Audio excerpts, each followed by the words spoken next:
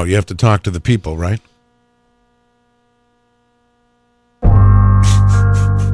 Yeah, then. Carol, are you with us still? I am, but you keep going, phasing out. I hope my wish for 2023 is that we figure out why Skype cuts out all the time. Are you phasing me out of your life? Not at all. Okay, me neither. Well, listen, I'm not going to talk to you. I might see you before the holidays, but if I don't, Merry Christmas and Happy New Year to you and your family, Carol.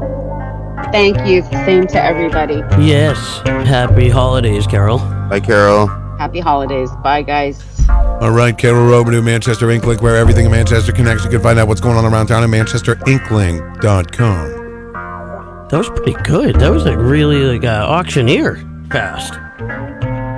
Yep. All right, tomorrow on the show, Robbio. Yeah. Robbio will be here. Always nice to see Robbio.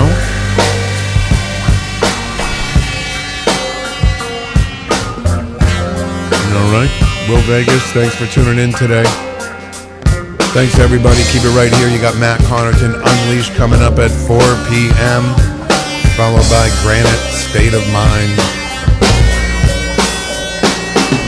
Get that Christmas shopping done, folks. Have a great day.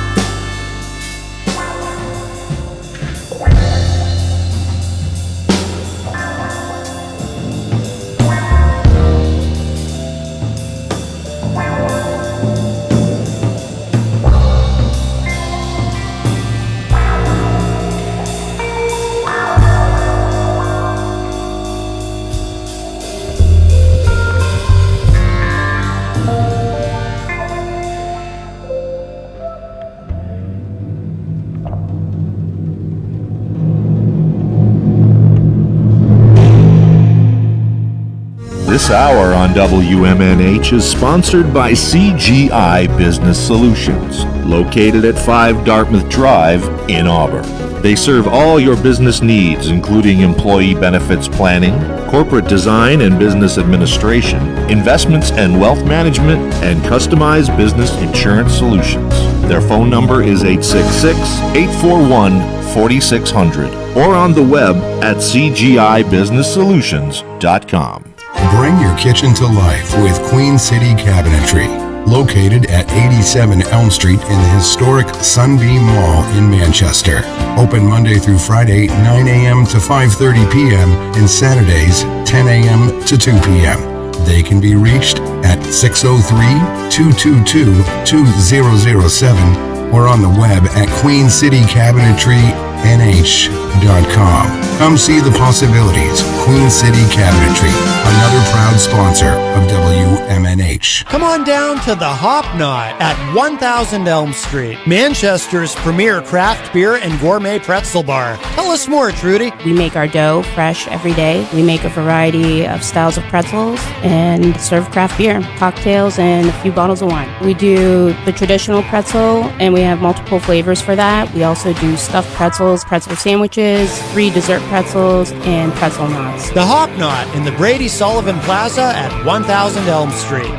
Clemento's Pizzeria, family friendly, awesome for a date night. Clemento's Pizzeria. For delivery, call 603-782-8450. Clemento's Pizzeria, the best pizza in town. 1875 South Willow Street in Manchester, New Hampshire. Best cocktails around. Come in as friends and leave as family.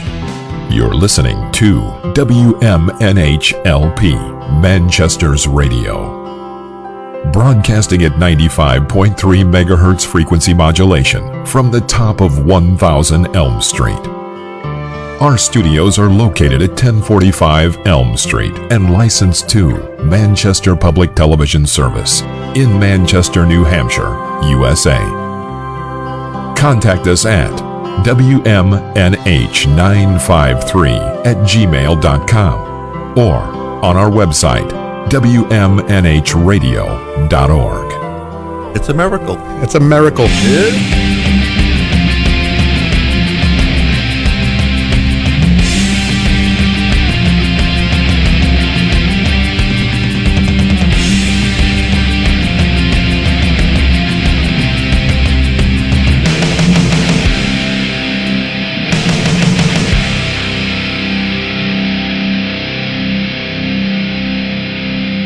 A certain comfort surrounds me, knowing that you're right behind me.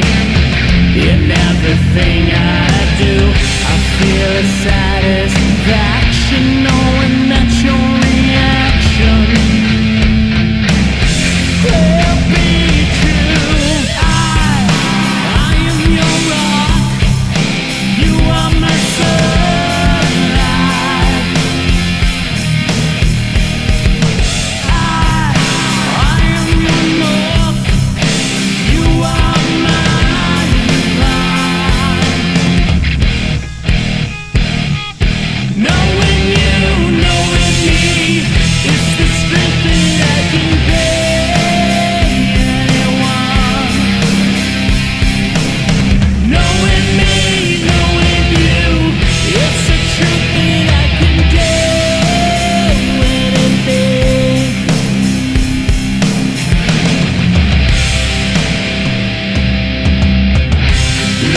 To the horizon, I can see the sun is shining. Your beauty bleeds right through all I've ever wanted, everything I needed. It's you. I am your rock. You are my sunlight.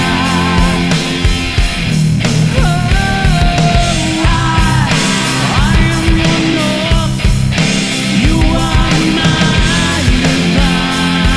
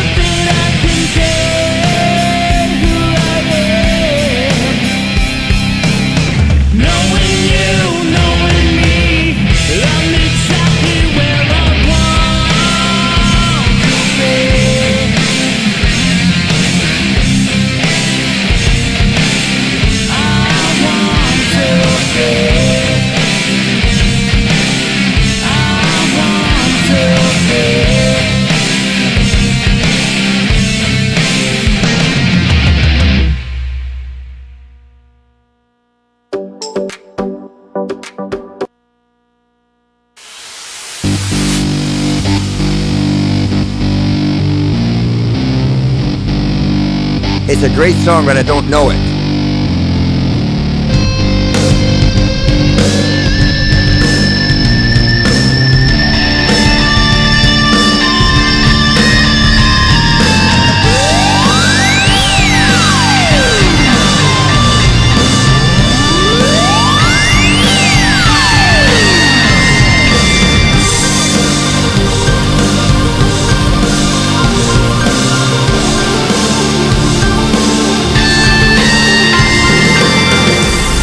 Hello, everybody. Welcome. Here we go. It's that time again. Matt Connerton Unleashed.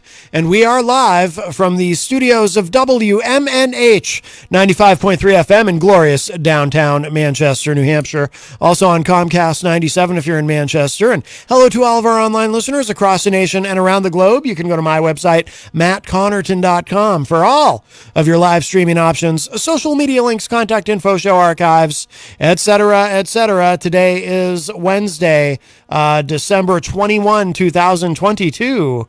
And I am not alone. If you're gonna play in Texas, you gotta have a fiddle in the band. That lead guitar is hot, but not for a Louisiana man. So rosin up that bolt for faded love and let's all dance. If you're gonna play in Texas, you gotta have a fiddle in the band. Yeehaw! Texas Mike is here. Yes, yes. I know to ride that fader when you go for the yeehaw. Boy, Paulie C found out the hard way what happens if you don't pull the fader down during your yeehaw. Welcome, Texas Mike. Welcome. Yes. So, and welcome to you, and welcome to me, and welcome to all of you. I should mention right up front, because our friend Rocky Huber, who is so wonderful, appreciate him very much. He got me. It's kind of become a holiday tradition. Every year he gets me food. So this year he got me a grilled cheese sandwich. Now I've never been here, Texas Mike, but I assume you know the place. You tagged them on Facebook. Primetime Grilled Cheese. Yep, corner of Hanover and Chestnut. Excellent. Now have they been there a long time? Just under a year. They share a space with. It's new.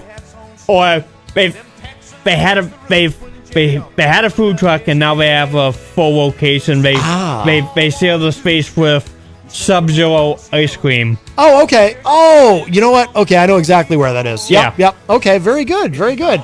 Yeah, well, that is wonderful. And Rocky Huber, a great man, and I appreciate that so much, my friend. That is, they say the way to a man's heart is through the stomach. But I always say it's my stomach's world, and you all just live in it. Exactly. Yes, yes. Boy, hearing this music, it makes me want to go to like a cattle auction or something. Yes. I think I have that on my mind too, because I heard Peter doing the auctioneer thing. He started speaking really fast. Yeah. What was it he was talking about? I can't remember. I think he was just trying to wrap up. Oh, right. With Carol and the trivia and whatnot. I've always wanted to open the show like really fast. I wonder if I could do it. See, in my mind, I think I could do it. I think because I kind of say the same thing. Not kind of. I pretty much say the same thing every day. I have down sort of a set thing that I say to open the show. I wonder. Let me see how fast I can do it. Pretend the show just started. Actually, here, just to get me in the proper frame of mind here, we'll see. Let's. Oh no, the other song's still playing. Boy, I really screwed that up, didn't I? All right, let's see. Let's try this again. We'll try this again. I'm just going to play the end of the theme just to get me in the proper frame of mind. Let's see how fast I can talk. Hello, everybody. Welcome to Matt Connerton Unleashed. We are live from the studios of WMNH 95.3 FM in glorious downtown Manchester, New Hampshire. Also on Comcast 97 if you're in Manchester. And hello to all of our online visitors across the nation and around the globe. You can go to my website, mattconnerton.com, for all of your live streaming options, social media links, contact info, show archives, etc., etc. Today is Wednesday, December 21st, 2022. And I'm not alone. Yeehaw! Texas Mike is in the house. Yeehaw! That was pretty good, huh? Yeah. That was pretty good. That was pretty quick. Yes. I should be an auctioneer. That'd be fun. Now, in Texas, though, I assume to be an auctioneer, you have to wear a cowboy hat. Is that correct? While you're auctioneering? Yes. Or it doesn't count, right?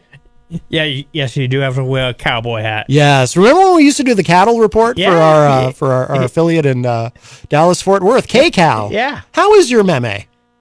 I haven't. I should call after the show. I haven't talked to her in quite a while. Oh, really? Wow. Well, make sure you say hello to me, or for me rather, Yes. or give her a boy howdy or whatever you say to people in Texas. You know, for those of you who don't know, newer listeners might not know. Texas Mike's meme is a big fan of mine, and I had the honor of meeting her. That was, what was that? A year and a half ago? Yeah. I feel like it was in the summertime. Yes. Yeah. I think it was probably about a year and a half ago. Yeah. Yes, but it's yes, it was wonderful meeting your meme. Yes. Let's see. 603-250-6007 is the number.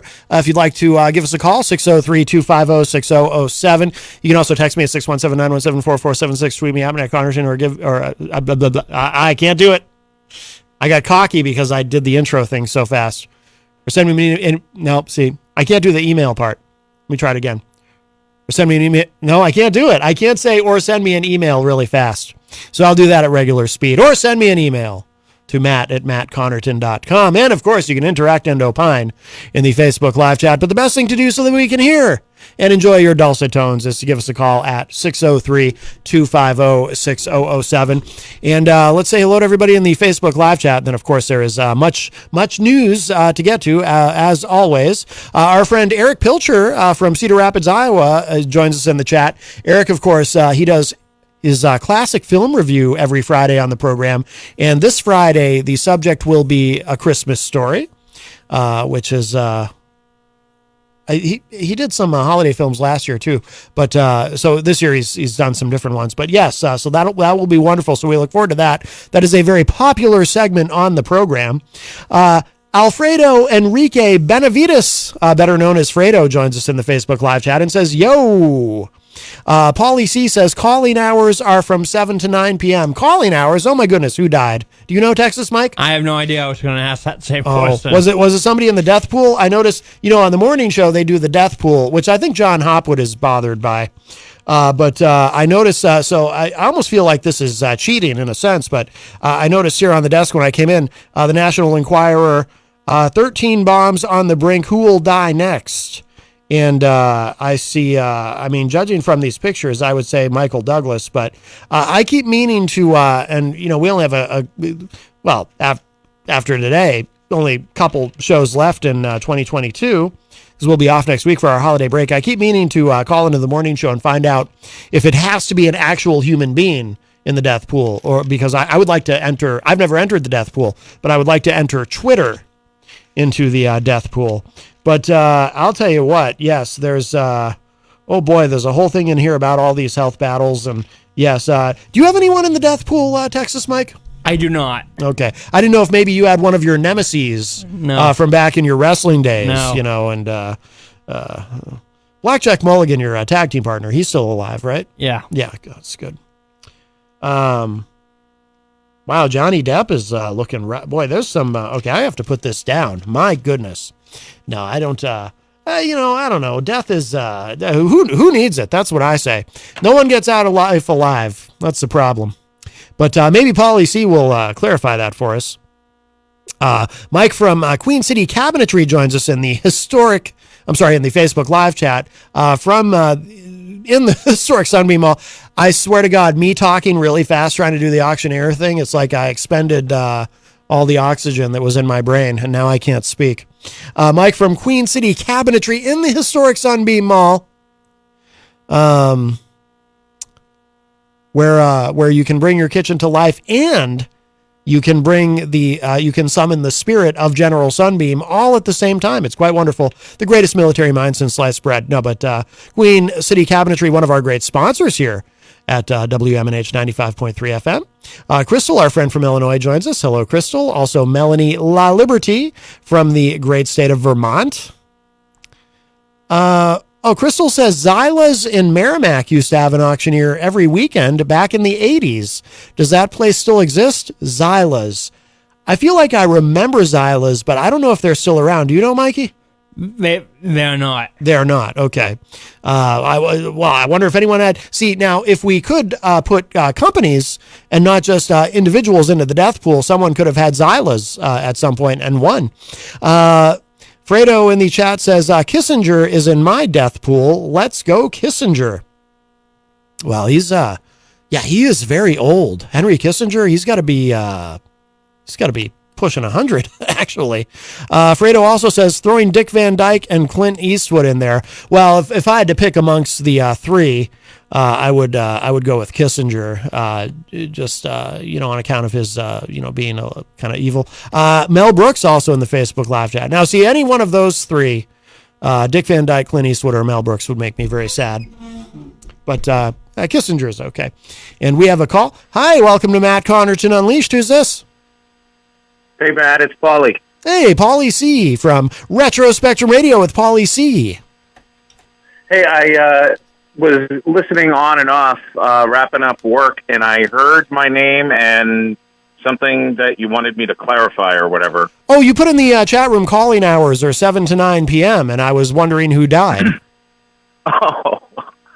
No. When I tuned in right at the beginning of the show, at the top of the hour, yes, we have at the station a really morbid station identification thing that you played, and it just reminds me of a funeral home. Oh, I know the one you mean. Yes. Well, it plays automatically, but yeah, I know the one you mean. Okay, I get it now. Yeah, it does kind of sound like somebody's mourning the death of someone. I thought maybe someone had passed away. I thought maybe you had someone in the death pool and you were celebrating. Do you have anyone in the death pool? I do. I have John Aston. The dad on the Addams Family. Yeah, I forgot. And forgot he was still alive. I have Marion Ross, Mrs. Cunningham from Happy Days. Oh, that will be very sad when that happens. And I have Tony Bennett. Tony Bennett. Now, so how many are you allowed? Are you allowed 3? Yes. You're allowed 3? I think we're allowed 3, yeah. Okay. I keep meaning to call into the morning show to ask if I can put Twitter. I don't know. I mean, it's or Elon Musk for that matter. If I'm allowed 3, maybe Twitter Elon himself. Not that I expect anything bad to happen to him, but he's very paranoid apparently about his airline coordinates being given out. And I don't know who my third would be. I'm not even sure. It seems a bit morbid, actually, but it's something we all have to face, I suppose. Well, not me. I'm going to live forever like the kids from Fame. It's an old Dennis Miller joke I stole. But yeah. So who's in the lead in the death pool? Because I assume a new death pool begins in January. I don't know. Right now, Peter and EZG are tied at 1. They're tied at 1. Okay. Yeah. Peter White had Olivia Newton-John. Okay. And EZG had the Queen. Oh, okay. Who did he have? Who did EZG have? The Queen. Mm-hmm. The Queen? The Queen. Well, so they're tied. So it probably just keeps going then into 2023 because you can't just end the year on a tie. Right. All right. Well, maybe in 2023 I'll see about entering Twitter. What do we have coming up Friday night, Paul? We are going to have an evening of comedy, Christmas music, and also not so much comedy Christmas songs. Like traditional Christmas music, but stuff you don't really hear on the radio. Ah. Well, good. Including one of EZG's favorites, Ernie and Bert's Gift of the Magi. We will be playing that in the first hour of the evening for EZG. Oh, very nice. Well, he'll appreciate that, I'm sure, if he's still awake. I think they have a very early bedtime where he's currently living. I know Bruce likes to tune in early, and Eric doesn't like to keep him awake, but hopefully he'll get to hear it. Yeah, it'll be on for Eric probably at around 8:30ish. Very good, very good. And of course, I know you saw because you commented on it. I found I found like I was going through a box of old pictures. No, on my on Facebook today, on my feed popped up a memory, as Facebook does, from 7 years ago of a taping of Retro Spectrum Radio when it was strictly online as a podcast. The Christmas show from 7 years ago, and the picture has, of course, Dan Randall of Dan Randall and the Randlettes in his ugly sweater, and Peter White of the morning show before he was Peter White of the morning show. I don't think the morning show had started quite yet, but he's there as well. And he played Santa Claus, and it's not, I mean, he didn't dress up and everything in the picture. You can see it's just Peter White, but it was strictly for radio, but, and he was a great Santa. Right. Yeah. That was before WMNH, was on the air yet. He had Amsterdam still. Yes. Right. So that was a lot of fun. And we're going to play. So the way it's going to work is we're going to start the show with that. We're going to play When St. Nick Showed Up from 2015. It's about a 15-minute set, or clip, I should say. And then after that, we're going to play a couple of songs, and then we're going to do the Ernie and Bert thing for EZG at about 8:45. Ah, very good. Excellent. And then after that, Caitlin Aaron, the morning show co-host with Peter, Katie Mastakouris, and her dad are going to be in to join us, and they're going to be singing Christmas songs. I think her dad's going to be bringing in the guitar, so no need for karaoke. I'm sure we will probably play some karaoke. Who knows? But, he's going to have his guitar, hopefully, and they're going to be singing some Christmas songs, and maybe we all will, Matt. I'd like to sing a Christmas song, but perform it as would the Bee Gees. No, I'm totally kidding. I don't ever want to do that again. God, my God, that was great. No, it wasn't. The idea was great in my head, and when I practiced it by myself in the car, it was great. Live, I heard an audible thud in my headphones of the bit hitting the floor in the studio. Yeah. Yeah, I think I heard that in my headset too. I think you mention it. I think we all did.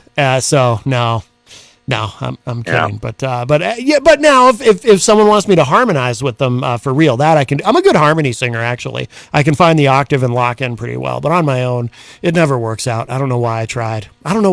Paul. I shouldn't have tried. Let that be a lesson to you. If you think there's a possibility of something going wrong, just don't even try. Well, A for effort. And Jenny, I'll try to squeeze in something for you, okay? Oh, did she have a request? Did she request a song? Yeah, she's requesting in the Facebook chat. I'll squeeze in something for Jenny. Oh, the Dreidel song. Yes. Yes. Well, very good. That's I remember when I was a kid, my family and I, we would always sing that. And I'm kidding. Dan Randall, sadly enough, from Dan Randall and the Randlettes, won't be making it. He has a holiday family Christmas party. I'm sure he'll be at his Christmas party with the sweater. So with that being said, Matt Connerton, we have an empty seat. And I know you're sitting there with somebody who likes to sing. Oh. Texas Mike? Okay, I'm in. He's in. He's not on camera, but it sounded like he had a smile on his face when he answered that question. Yes, I did. Yep, I'll put it in my calendar right now. Yes. Wow, very good. All right. Texas Mike. I'll be doing some caroling that night, Mikey. Sounds like a plan. Mikey, if you really want to knock it out of the park, you know what you should do? You should pick a classic song to sing and sing it like the way the Bee Gees would. It goes over really well. Well, give it all the consideration it deserves. Mikey, don't listen. Don't listen to Matt. But now, Paul, when Mikey does the Yeehaw Friday night, as he inevitably will, you know what to do, right? I will two-step that slider right on down. We want to protect your hearing. We can't have Paulie C being deafened live on the air. Right. That would be quite. Well, I will have my oxygen tank handy in case he triggers anything, Matt. I don't want to, but not promising anything. Yeah. All right. Well, you yeehaw away and ho, ho, ho, and we'll see both of you on Friday night. All right. Looking forward to it. Thanks, Paul. All right, guys. Take care. Right, take care. Bye-bye. All right, very good. Retro Spectrum Radio with Paulie C. every Friday night from 8 to 11 p.m. here on WMNH 95.3 FM. And I will be there Friday. Mikey will be there Friday. Katie and her dad will be there Friday. Did he mention DJ? I don't know if DJ Steve will be there or not. He didn't mention DJ Steve. But that will be Friday night right here on WMNH. That does open up a line for you, 603-250-6007, 603-250-6007. Let's see. We'll finish. We've got some more people in the Facebook Live chat, I think, and then we'll get to the news. Pretty big day, actually. A lot going on. We have a call. Let's grab this. Hi, welcome to Matt Connerton Unleashed. Who's this? Hi, Matty. It's Gary. Hey, Gary. What's up? I have a request for Friday night. How about the Cheech and Chong thing? If Paulie could play it. All right. Well, perhaps he will. We know he's listening, so I'm sure he'll make a note of it. I know. I love. Well, Friday nights is my night for all you guys. I sit here and I enjoy the whole night, and I will enjoy listening to Katie and her dad. Yeah. You know, that'll make the night special. Yes, absolutely. And yeah. Oh, and there is just one more thing. Mm-hmm. There is a very old country song by a guy called Leroy Van Dyke. He had The Auctioneer, and he used to sing The Auctioneer. It was before you were born, before I was born. And my dad used to play it all the time. God rest his soul. He's, big country. It's a big country song. It's way, way back in the archives, and you'd love this. It's really funny. But, yeah, so, no, I'll be sitting here with my little hot cup of tea in front of my little Christmas tree waiting for all the lovely music, so on Friday night. That's my night, so. All right, well, we're glad. But, very good. Yeah, just a request for, if he can. If he can't, that's fine. I will just, But I love Paulie. I love you guys on Friday night, so you make my Fridays, so. Good. I look forward to it at the end. Very good. Yeah, and if I don't, I won't call on Friday. I'll just listen. And just wish Paulie a fantastic Christmas for me if he's listening. He's listening. And he's going to have a great time. He's in love. So, stock up on the mistletoe. He did say in the chat room. He just said in the chat room, Gary, we'll be opening the show with the Cheech and Chong skit, Santa Claus and his old lady. Right. There you go. Thank you very much, Paulie. Love ya. There you go. And like I said, stock up on the mistletoe for him and his betrothed. There, his loved one there, and get those fake Durr logs there, those Yule logs. So, and have a wonderful time. So I'll let you go. I know other people want and you want to talk to everybody. So, love you, Matt. Love you, Jenny.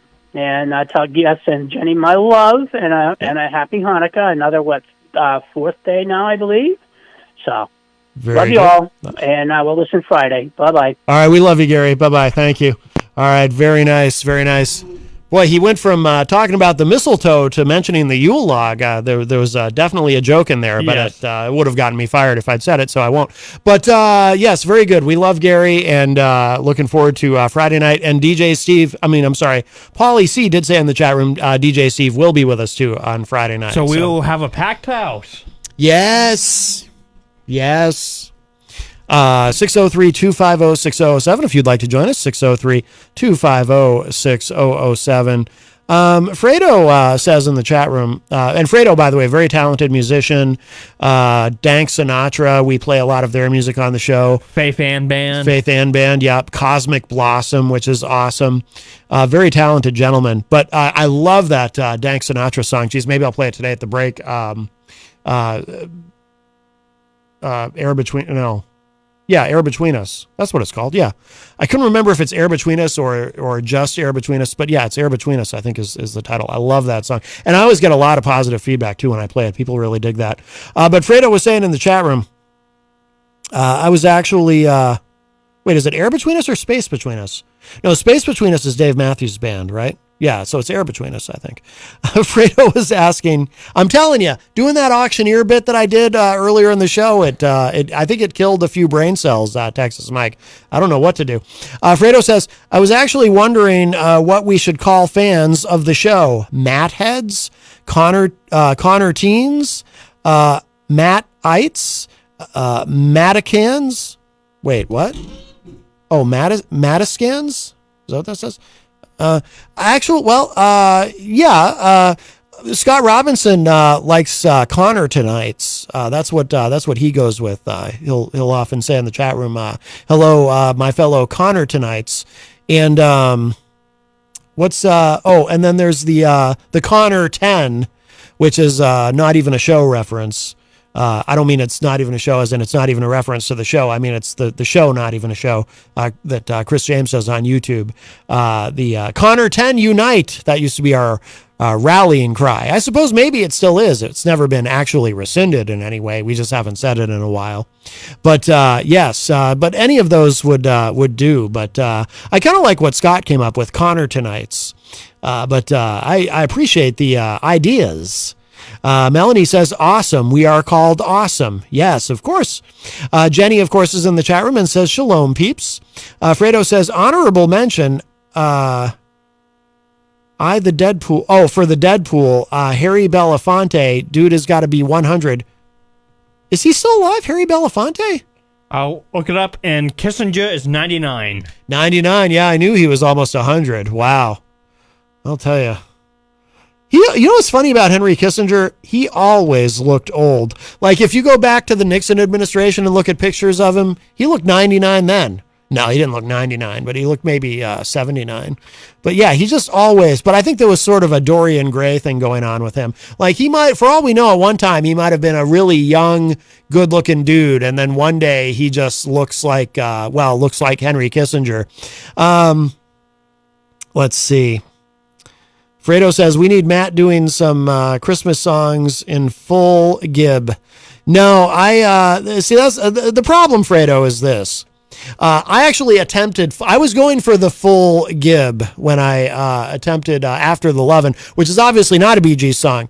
That's Engelbert Humperdinck, and I attempted to sing that in the form of a Bee Gees song, and I was trying to go full gib because I had convinced myself in my mind that it would be hilarious, and instead it was embarrassing, and I continue right to this very moment to be, quite frankly, just drenched in shame over the whole thing. And the worst part of it is I'm not even kidding or saying that to be funny. I am embarrassed and ashamed, and I might even ask Texas Mike to. Do you have your branding iron with you? I was going to have you brand me as punishment right on my forehead with some sort of mark, so that every time I look in the mirror, I'm reminded that I attempted to sing After the Lovin' in the form of a Bee Gees song and how terrible it was, so I don't ever do it again for as long as I live. Do you have your branding iron? Yes, I do. Okay, good. Well, we'll do that after the show. Yes. Probably do it live on Facebook or YouTube or something so people can see this is what happens when you try to do things that you're just not equipped for. And it'll serve as a cautionary tale, I think, for all of humanity, really. Did you find some information there, Texas Mike? You were looking up Harry Belafonte? How do you spell that last name? How do you spell that? I think it's Belafonte. He was in the news recently for something. That's why I'm wondering if he died or if it was just. He's got to be. Harry Belafonte is 95. 95. Okay, so he's up there, but he is alive. Yes. Oh, very good. Melanie says, what about some Two Live Crew? I'm pretty sure they have a Christmas record out. They might, yes. And I'm sure that their Christmas songs involve both mistletoe and Yule logs. But probably not something that we could even find a radio edit for necessarily, so might not work. Jason Fedderson joins us in the Facebook Live chat. Hello. Crystal says, at least you tried, Matt. You didn't Milli Vanilli the song. I wish I had, but that is true. Yes, I did try. I did try. Yeah. Let's see. Yeah, Jenny really likes Connor Tonight's, but Fredo really likes Connor Teens. I like both. The only problem with Connor Teens, it kind of sounds like Libertines, which is cool. I like that. But it also sounds like it could be Connor Teens as in teenagers, and that gets weird. So I don't know. Rick Smith says, or change your name to Dave and we'll be Dave's slaves.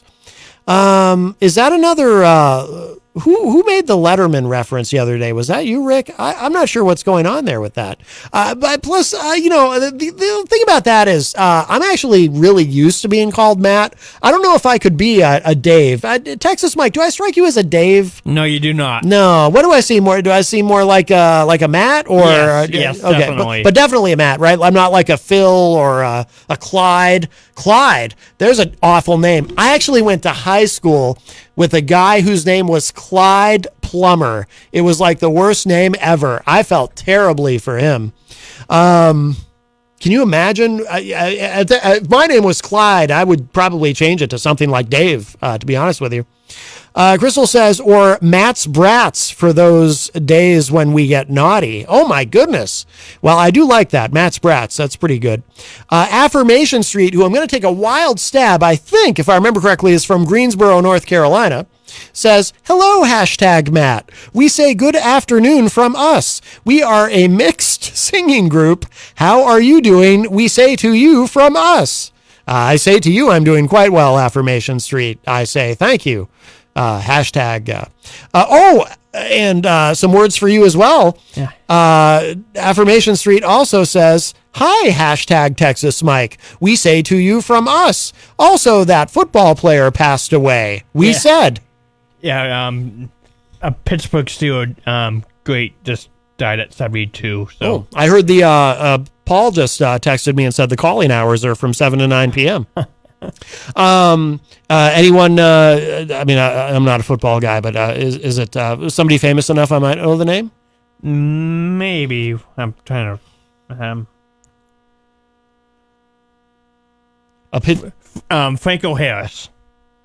Frank O'Harris or Franco Harris? Franco Harris. Okay. No, I definitely do not familiar with that person. 72? Yes. Does it say the cause of death? A lot of football players die young because of CTE and related causes. No cause. Okay. Yeah, the lifespan of a football player is not great. Unfortunately, those guys tend to. I mean, not that 72 is like super young, but these days, I mean, people, she's hell. I mean, look at Henry Kissinger; he's almost 100. Let's see. Affirmation Street also says, hi, hashtag Jenny Coffee, we said. Scott Robinson is in the chat room and says, I'm partial to Connor Tonight's.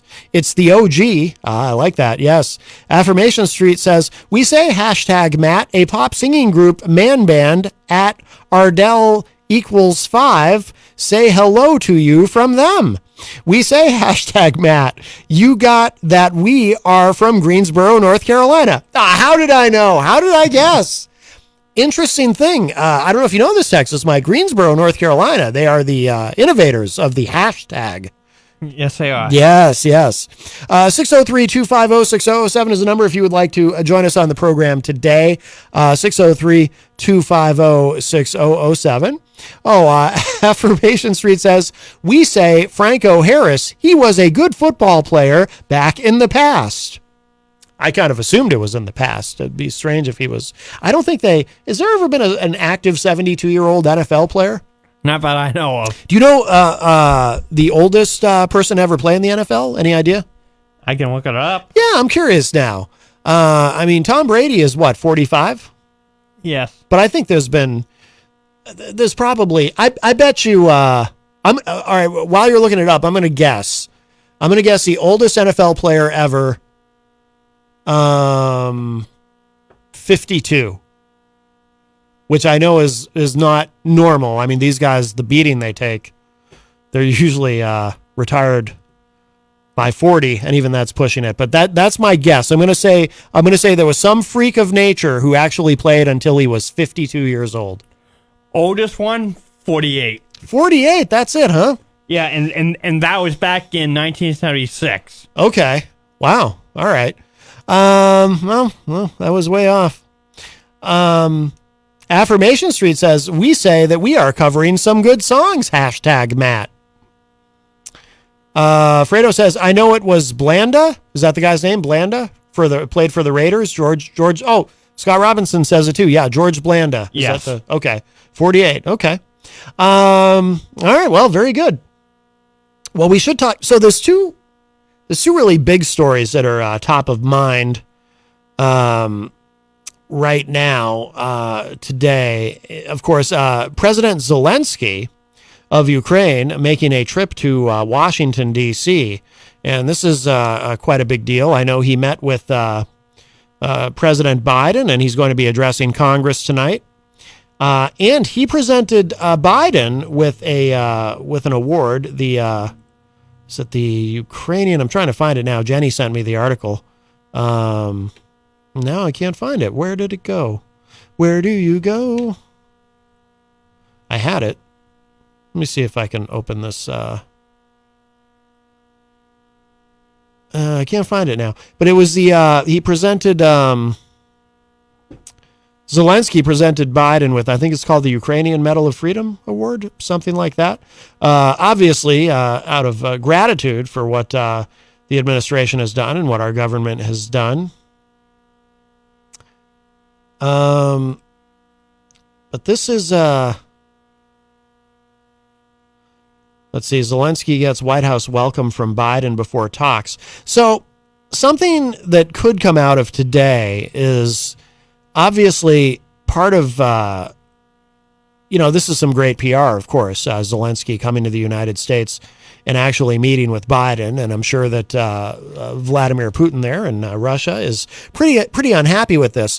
But what will be interesting to hear, to the extent that we're able to learn of what was discussed, is are they going to talk about, trying to find a way out of this war? I know that Biden did send Zelensky a message, something like, while he was still en route to the United States, something like, hello, Vladimir, looking forward to meeting you. Hope you're having a good flight. We have much to discuss. And I think what the president and his administration would really like to talk about is what is the end game here? And I don't have any idea, as I sit here today, what the end game is. And if I had to guess, I would say that the end game is there really is no end game at this point. Because I just don't see, I don't see any kind of a way out of this, really, out of this war, without it dragging on. My prediction is, and I'm sorry to be so pessimistic about things, especially as we approach Christmas, but my prediction is that this is all going to just continue to drag on for, it'll be a year in February, I believe, but I think it's going to drag on. I just don't see what the way out is. From what Zelensky has said, Ukraine will not accept anything less than a return to the pre-2014 borders, meaning that, there's actually, we get a live update here. Meaning that they would give back, that Ukraine would get back Crimea, or Crimea, I've heard it pronounced 7 different ways, but of course the territory, the part of Ukraine that was annexed by Vladimir Putin back in 2014. So Zelensky has been pretty forward about saying that that is the goal, and that they will accept nothing less than that. They want that part of territory back So they want Ukraine back intact prior to what it was before Vladimir Putin's initial incursion into Crimea. And if that is if that's the only thing that's acceptable, is the Russians leave and give back Ukraine in its original form, or in its form prior to 2014, then I don't know what the way out is. I don't see an off ramp for Putin. Certainly, that would be. I mean, if that's what ends up happening, Putin. I can't imagine. And again, as President Biden has said himself, Putin is not indicated in any way that he's interested in negotiating or some sort of a peace process here. He can't. I mean, can you imagine if Putin were to give up Crimea, then Russia would actually be worse off, not better than before. I don't see how Putin justifies what he has done if he not only doesn't walk away with anything, but actually walks away with less than what Russia had before the invasion. So I just, usually in most instances, you can kind of see where there might be a possible treaty or some sort of an agreement that the parties can arrive at. I have no idea what the end of this war looks like. I really don't. And that's why I suspect that it will drag on until maybe something happens to Putin. And wouldn't that be a shame? But this is from independent.co.uk. Zelensky address live. Ukrainian president thanks ordinary Americans ahead of congressional speech. It says here, Ukrainian President Volodymyr Zelensky is in Washington, D.C., meeting with President Joe Biden ahead of an in-person address to Congress. And by the way, the in-person address to Congress is important because part of what Zelensky has to do here is, of course, drum up the maximum amount of support possible for the Ukrainian effort in fending off the Russians, because Kevin McCarthy, who is having a hard time getting there, but he will most likely be the Speaker of the House in the new term, has said, no more blank checks, and is kind of signaled. And the Republicans in the House are a little bit split. Senate Republicans have been pretty consistent in their support for Ukraine, but Republicans in the House, who are much harder to keep together, obviously in a consistent coalition, they are there's some splintering there, and some of them seem to want to be done with this. So we'll see. Rick Smith in the chat says, my blood pressure is 135/87. Is that good? I don't know.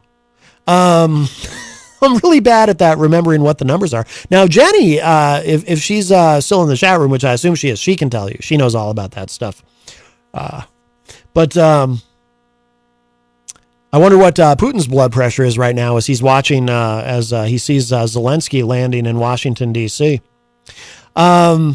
At the White House, he was greeted by President Biden and First Lady Jill Biden. The two leaders are now engaging in a 2-hour bilateral meeting. Mr. Zelensky will also meet with other key figures of the Biden administration. They will then hold a joint press conference where they will speak about the U.S.'s newly announced commitment to send an additional $2 billion in security assistance to Ukraine, including the provision of the Patriot missile defense system. By the way, I remember the first time that apparently that's not good, Rick. Jenny says 120/80 or less is good. Yeah, you should probably do something to relax. My show might not be, much as I want you to stay here and listen. Fredo says 135 systolic sounds like stage 1 hypertension. Jenny says, but that blood pressure is probably fine, Rick, but for real, I'm just a chat room peeps. You should ask your doctor. Well, yeah, but Jenny, you know more than, having worked in medicine, you know more than most people do. But yes, he should ask his doctor. Yeah, we don't want anything to happen to you, Rick. We need all the listeners we can get, right, Mikey? Right. Yeah, we don't want to lose anybody. No, but in all seriousness, make sure you're okay. Fredo says, reduce your salt intake. I've been meaning to talk to you about that, Rick. Reduce your salt intake, would you? Crystal says, NATO signed a Ukrainian origin Christmas. Oh, NATO sang a Ukrainian origin Christmas carol to show solidarity with Ukraine, and she posted the link in there. Oh, interesting. I think I saw that, actually. Fredo says, quit smoking and get laid more often. Well, especially with the holidays here, you might want to break out the mistletoe and the Yule log, Rick. That'll all be good for you, I'm sure. On Wednesday evening, the Ukrainian president will deliver a joint address to Congress after accepting an invitation from House Speaker Nancy Pelosi.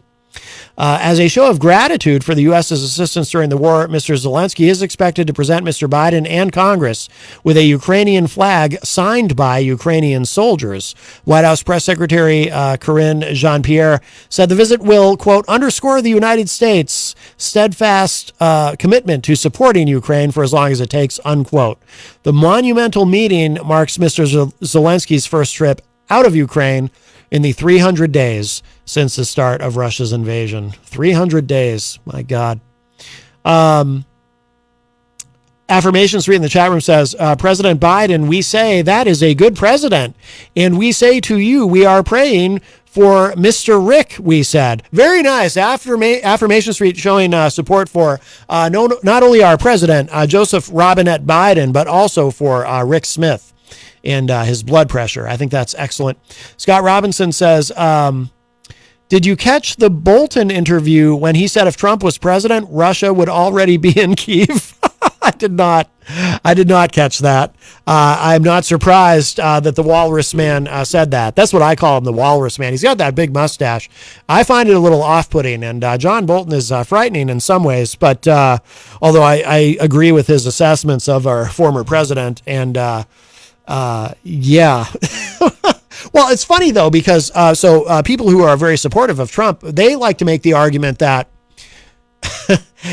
they'll tell you that, well, no, if Trump was president, this never would have happened to begin with because, Putin could have invaded at any time and Trump told him not to. And it's like, well, you can't prove a negative. You don't know. You have no way of knowing unless you can somehow travel to an alternate universe and retrieve some information and come back to this universe and tell us that in the alternate universe where Trump is still president, none of this happened. But you can't know. You can't know that. But that's an interesting quip from John Bolton. I'll have to look that up.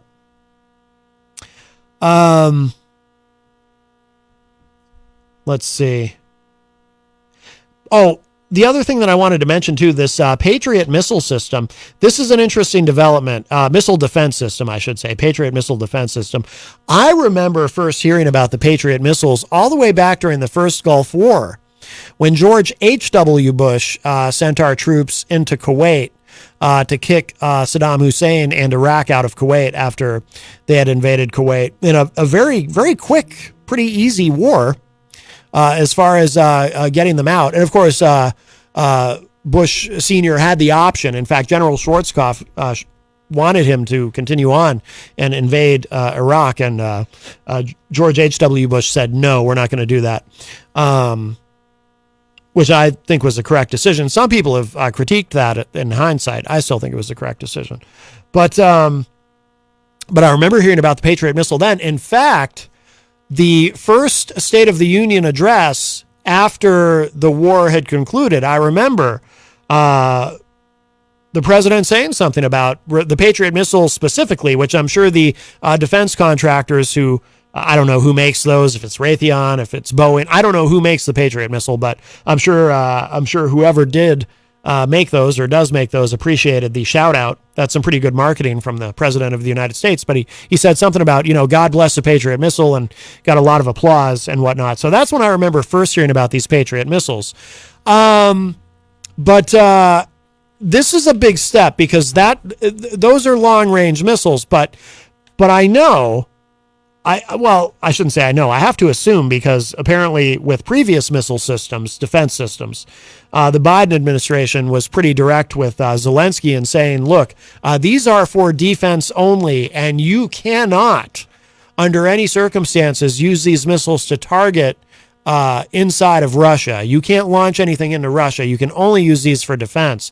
And I assume it's the same here. But this is a big step. And Putin has done some saber rattling about it, of course, as he seems to do. But this is a big deal, giving them the Patriot defense missiles. Fredo says in the chat room, if Trump was president, he'd be selling his NFTs in Russia. A perfect scheme for laundering money, by the way. Affirmation Street says, Trump, we say God, and we don't think he will never be president. Huh? Fredo says, it's also known Trump has stock in Raytheon. I did not know that. Let's see. So we're almost at the top of the hour, but I think that and by the way, we won't know the full effect of, I should just say too, we won't know the full effect of the Patriot missiles in terms of how much they will help the Ukrainians in air defense for probably months, because they are complicated and probably, from what I've read, the most complicated defense system of anything that we've given the Ukrainians. And so, they'll have to be trained on them, but I'm sure they'll do whatever they have to do to learn how to use that missile defense system effectively. TheHill.com also has a story up. Some of this might be redundant, but I just want to make sure we get all of this in, and then we have some other things to talk about in the second hour. But it says Ukrainian President Volodymyr Zelensky arrived at the White House this afternoon, greeted by Biden. Okay, we know that. Zelensky pulled up in a black SUV featuring an American flag and a Ukrainian flag that let him out. That let him out on the South Lawn entrance. Pretty dangerous too, by the way, for him to come here, in the sense that, he had to get all the way over here without anyone interceding. And there's a lot of speculation that there's probably been, because there's always back channel communication between the United States and the Russians to make sure that nothing particularly, that there aren't any misunderstandings, so that we don't get into a situation where someone's launching a nuke at somebody. And there was probably, again, we'll never know for sure, I'm certain, but there was probably some back channel communication where the Russians were told, hey, by the way, Zelensky's coming here. Don't mess with him. Don't try to intersect him on his way here, because that will certainly be considered escalatory. The Ukrainian president, who was wearing his signature green long-sleeve sweater, shook hands with the Bidens, and the three stood for a photograph for a few seconds in front of the South Lawn entrance. They then turned and entered the White House, where the president put his arm on Zelensky's shoulder. Upon entrance to the Oval Office, President Biden told Zelensky, "I'm delighted you could make the trip." During remarks at the top of a bilateral meeting between the two leaders, President Biden addressed Russian President Vladimir Putin, saying he was, quote, escalating his assault on civilians and that he was trying to use winter as a weapon, unquote. Zelensky, who said he wanted to come to the U.S. sooner, said he offered, quote, all my appreciations from my heart and from the heart of all Ukrainians, unquote. He also thanked the president, Congress, and ordinary people for the support from the U.S. toward Ukraine. Zelensky then presented President Biden with a medal given to him from a Ukrainian soldier. The bilateral meeting is expected to last for 2 hours and will be followed by a joint press conference at 4:30. Oh, it's almost 5 now. That might be, although these things never run on schedule, obviously. The White House notified reporters that Zelensky landed in the U.S. around 1 p.m. Yeah, and by the way, we weren't even supposed to know. This was supposed to be a surprise, but of course, word leaked out. The media found out and began reporting on it. But again, like I said, too, they probably wanted, they at least wanted the Russians to know, not necessarily that he was coming, but if they were going to find out that he was coming, they wanted to make sure the Russians knew that, you're not to do anything to him. Affirmation Street in the chat room says, we got some other materials of us, #Matt for the music. Yes, #Matt for the music. Okay, I think what we'll do is we're actually going to run on schedule today. We're going to play a little music, and we will take a break and show some love to our amazing sponsors, and then we'll be back with hour number 2, numero dos, of Matt Connarton Unleashed. So there is plenty more to come. Texas Mike is here with us. I think somebody else might be joining us too. We will see. But I think, as promised, I would like to play that Dank Sinatra song I was talking about. It gets stuck in my head. It's such a great song. Air Between Us by Dank Sinatra, our friend Fredo, and of course Axel Begley. and really good. Affirmation Street says, we say, what music this time? Hashtag Matt. Well, I just told you. So let's give this a listen. This is a great song, Air Between Us by Dank Sinatra. And then we will be back. We'll show some love to our sponsors, and we'll be back with number 2, Numero Dos. Our number 2, Numero Dos. Matt Connerton Unleashed. Don't go away. Plenty more to come.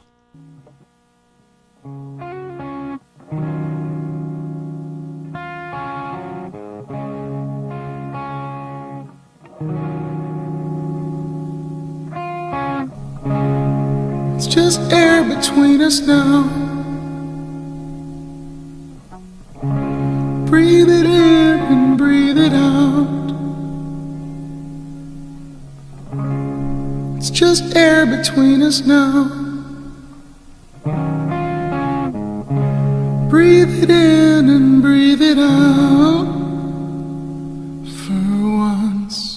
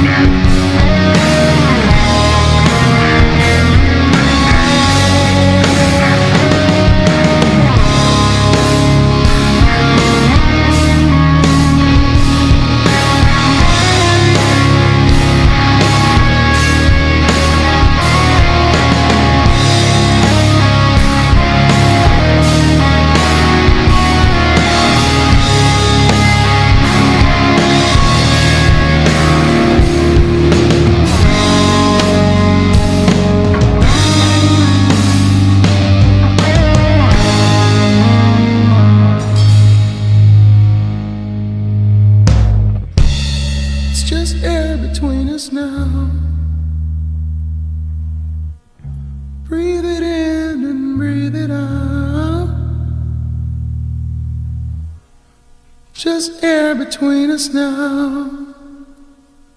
Breathe it in and breathe it out.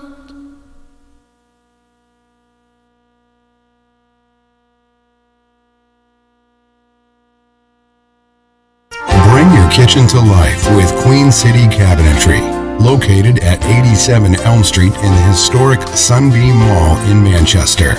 Open Monday through Friday, 9 a.m. to 5:30 p.m. and Saturdays, 10 a.m. to 2 p.m. They can be reached at 603-222-2007 or on the web at queencitycabinetrynh.com. Come see the possibilities. Queen City Cabinetry, another proud sponsor of WMNH. Clemento's Pizzeria, family friendly, awesome for a date night. Clemento's Pizzeria. For delivery, call 603-782-8450. Clemento's Pizzeria, the best pizza in town. 1875 South Willow Street in Manchester, New Hampshire. Best cocktails around. Come in as friends and leave as family. This hour on WMNH is sponsored by CGI Business Solutions, located at 5 Dartmouth Drive in Auburn. They serve all your business needs, including employee benefits planning, corporate design and business administration, investments and wealth management, and customized business insurance solutions. Their phone number is 866-841-4600 or on the web at cgibusinesssolutions.com. WMNH, rip the knob off.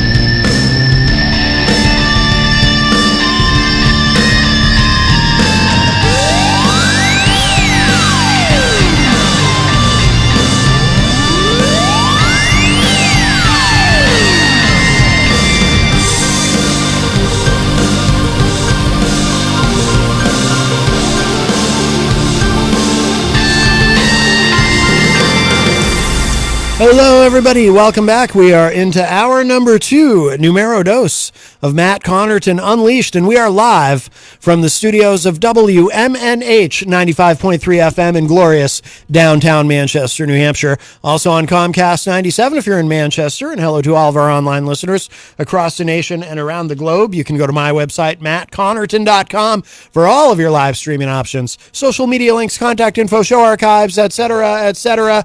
Today is Wednesday, December 21, 2022. Texas Mike is at the news desk. Yeehaw. And that's not all.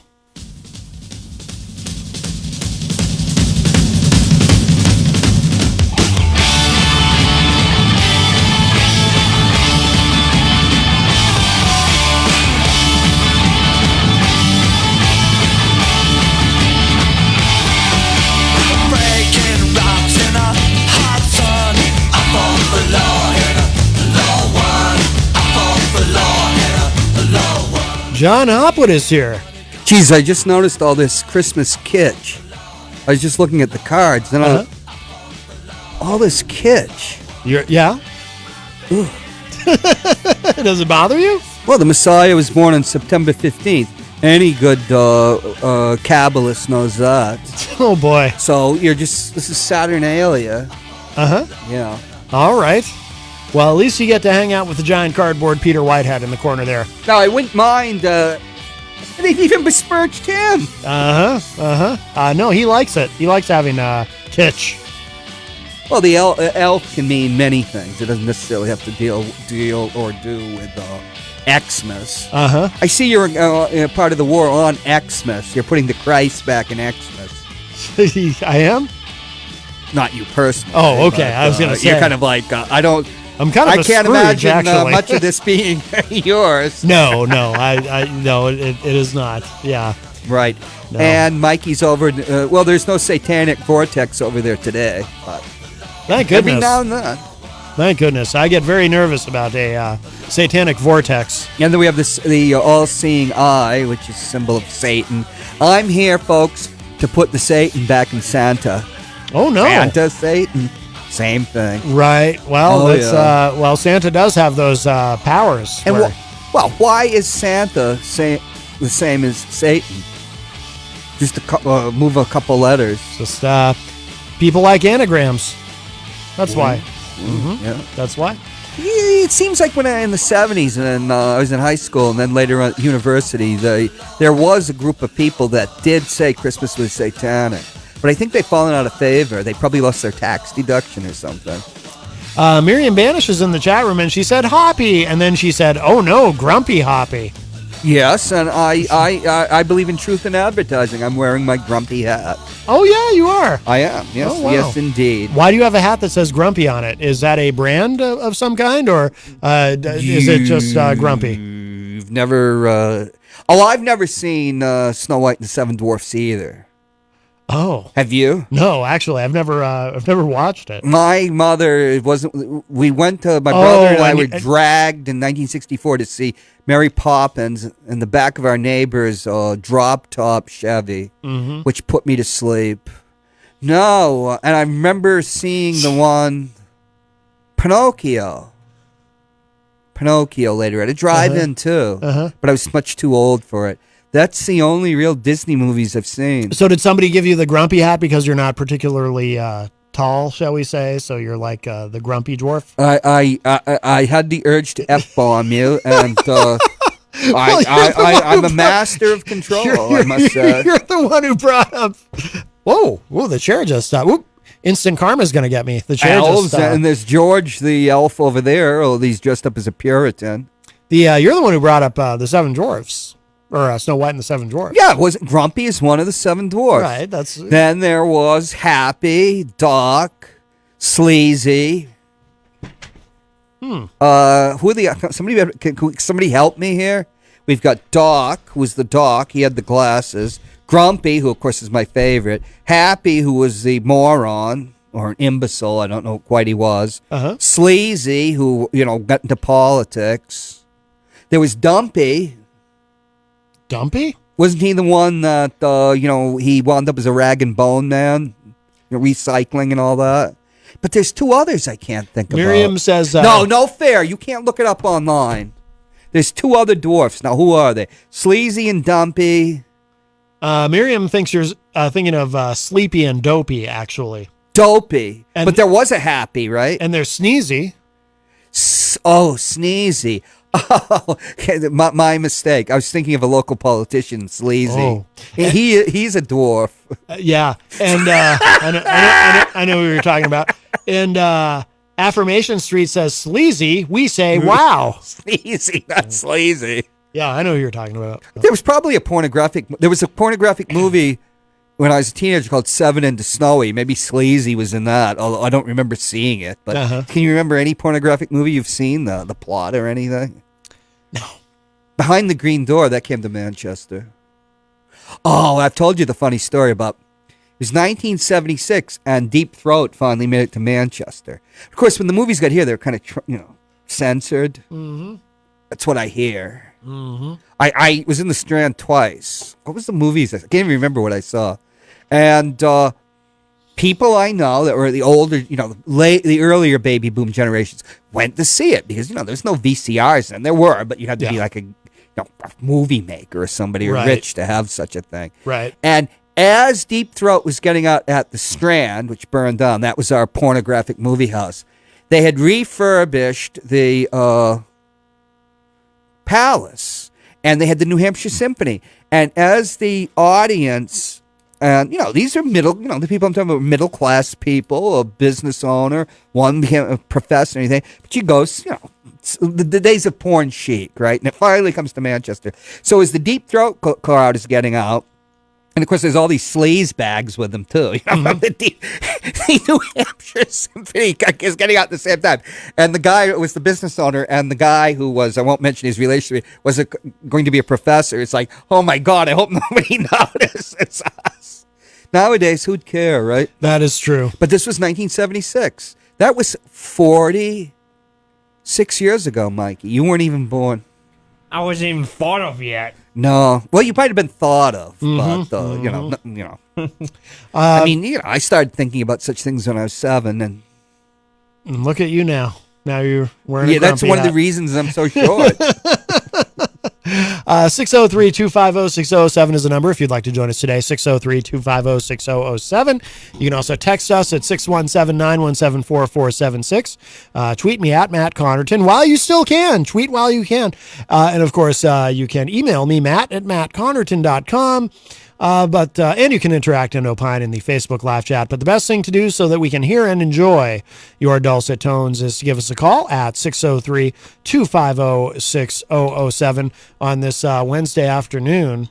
What was the thing you sent me? You sent me about 2023. I'm going to interview an artist who does make pornographic videos, but I don't think we're going to talk about that on this show. No. I need to really get my hits up as a journalist. You do. Writing about New Hampshire politics just doesn't do it. Anymore. You said something to me in a message about Elon Musk and the FBI. Well, there's this narrative that's being put out that the FBI has paid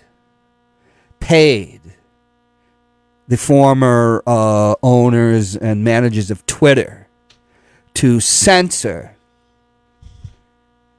stories and tweets containing stories about the Hunter Biden laptop. Uh-huh.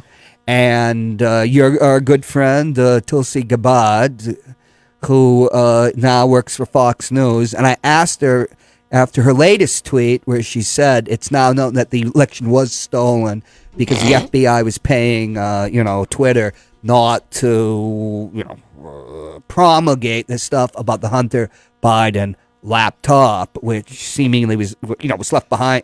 I guess it's real, but when it's just left behind at somebody's place, you might think, well, maybe this isn't real. Yeah. Even Fox News gave up on it for a while there. I'm told. It turns out the laptop itself might not be real, but the information probably on it might have been collected and put on it. Who knows?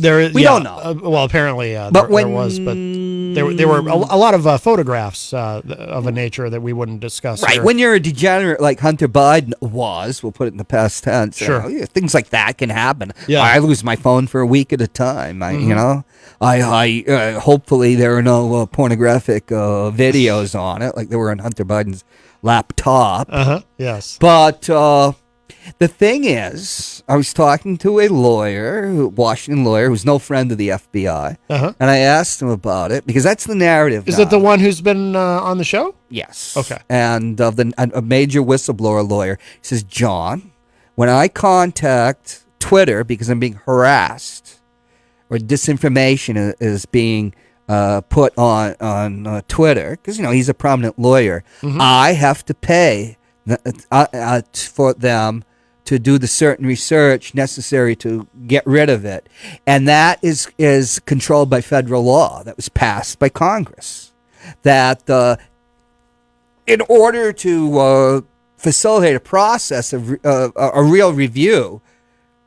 How many of us, got angry at something, and you send something into YouTube, whatever, and they could care less, right? But I guess when there's stuff that's legally actionable, where it really is at the level of a libel or it's a serious nature, under the law, the carrier or we'll just call him a carrier. That's probably not the right term.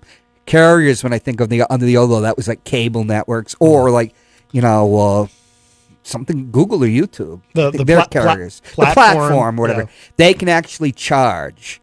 And so yes, the FBI. I didn't realize this, by the way. We think about the FBI will just go in there and throw down a warrant or a search warrant or something, and we'll just take what information they got. But I guess in this democracy we have, even they have to pay for the research when they're doing stuff. I had no idea.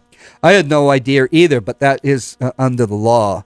So what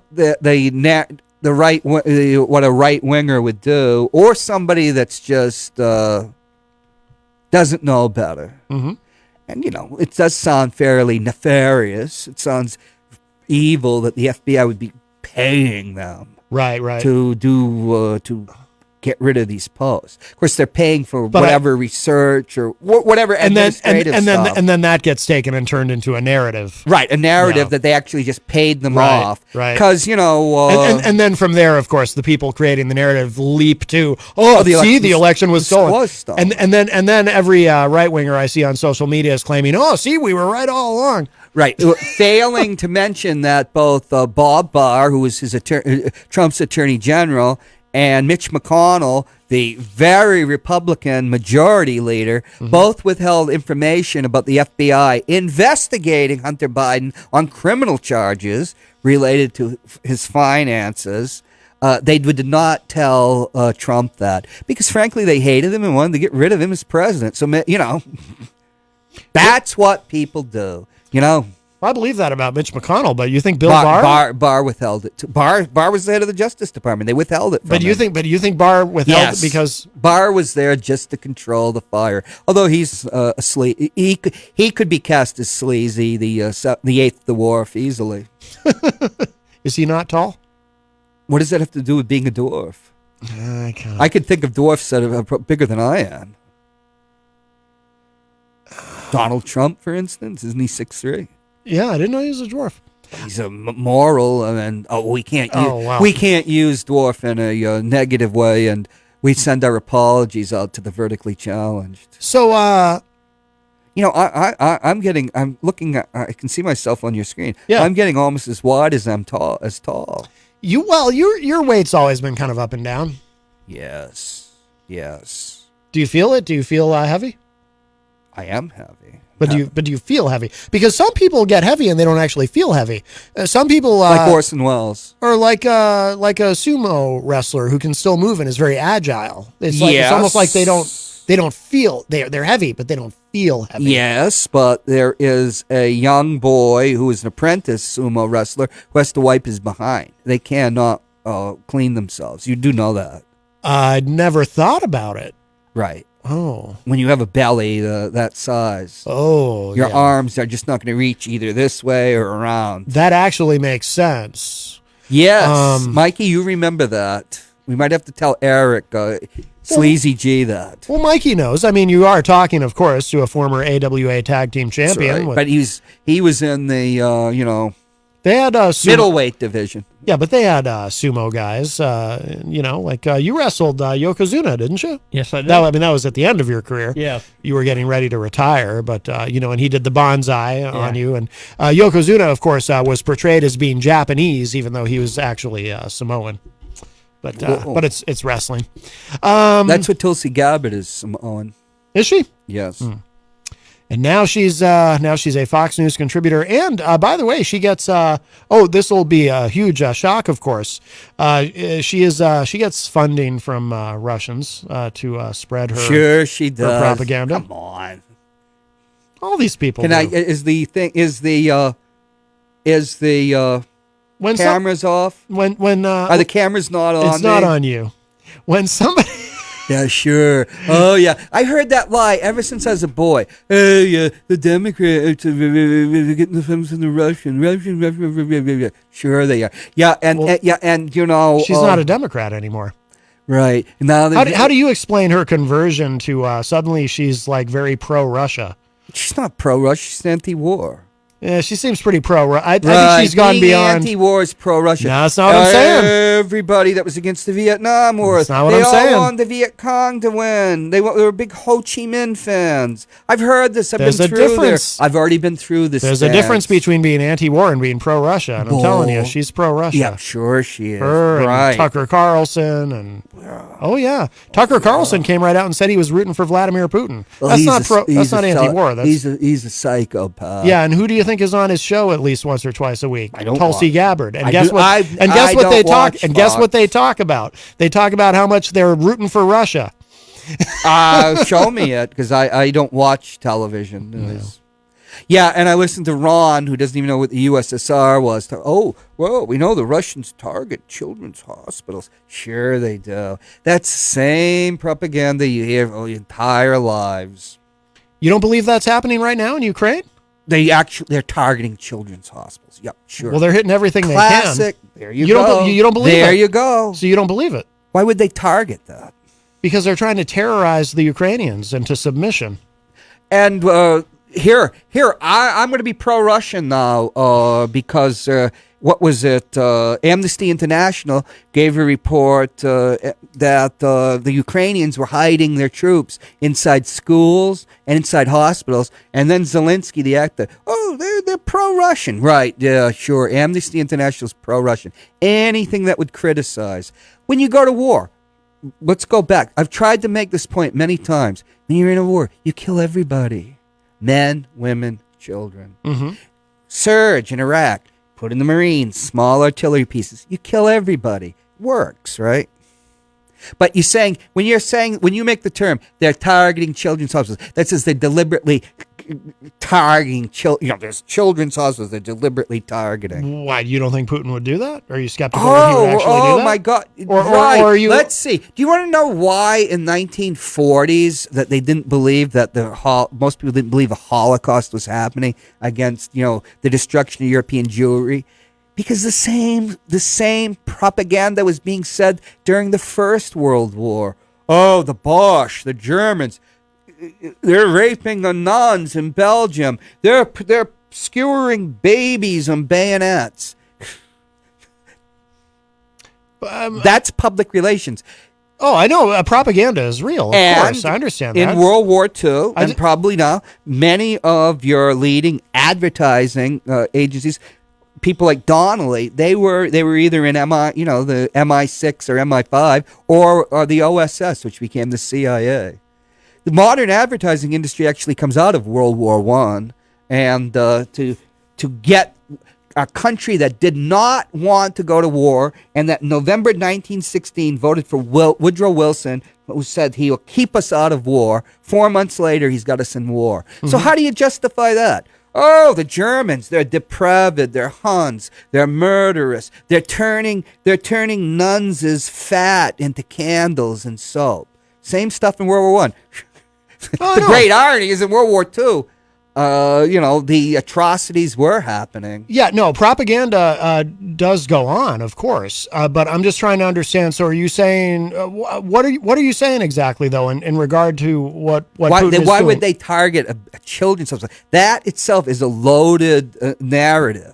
They might be hitting everything they can. Well, that's what I doubt these missiles are that smart. Oh yeah, no. Okay. In fairness, yeah, they may just be. Well, they're certainly hitting everything they can because they're trying to terrorize the Ukrainians. They definitely are targeting power grids and Oh yeah, all of that. And certainly. I would say,